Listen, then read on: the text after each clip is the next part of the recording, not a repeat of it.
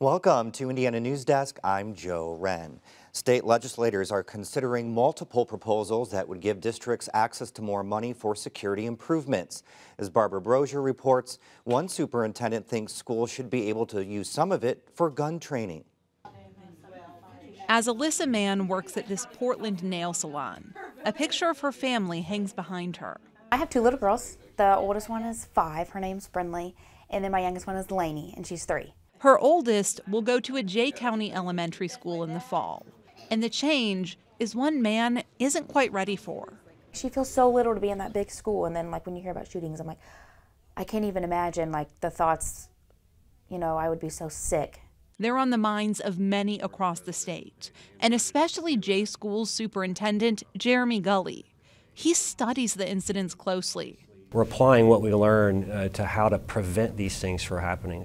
The district spent nearly $1.3 million over the past year to try and increase student safety and prevent an incident from happening here.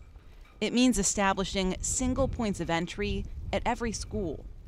In this school, you could just be buzzed in, but you could have access to the school. That's changing now. So we have a single point of entry where you get buzzed in 3 different times before you can access the school.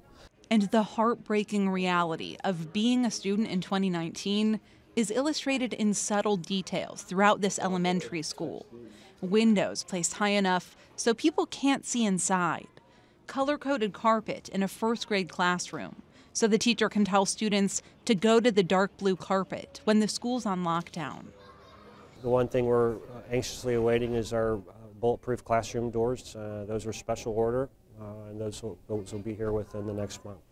The district is also completing the installation of biometric gun safes in its schools, which some staff members who volunteered will have access to in the event of a shooting. They underwent specialized firearms training to prepare. So those can cost up to $20,000 a year to conduct that training. That's what it cost us. The district had to find that money in its own budget because the state's school safety grants can only be used for certain improvements. Republican State Senator Jim Toms is proposing a bill this year that would expand how schools can use those matching funds. I would like to see that funding is available for that portion of the school safety projects that they're implementing, such as the farm training for this.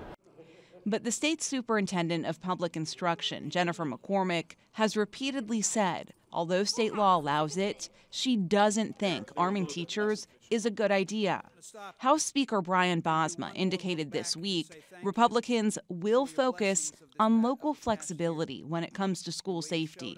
We'll continue to emphasize both school physical safety and mental health services. Where that funding will go is something the women at this Jay County nail salon care a lot about. Most of them have children or grandchildren in local schools. Brenda Fenig says providing money for teachers to get gun training is something she supports. I believe that it's okay to have a gun with a qualified person that's been trained in it. He needs to wear it on his body. He can't have it locked up somewhere and go get it when somebody's in there shooting your kids. That's something Mann tries to put out of her mind as she thinks about sending her daughters to school in the near future. Every night I just pray that keep my babies healthy and watch over them every day. I mean, so much happens. For Indiana News Desk, I'm Barbara Brozier. There are several other school safety proposals legislators will consider. One would allow districts to raise money for security improvements through referenda. Another focuses on implementing changes recommended in a school safety report several state agencies authored earlier this year.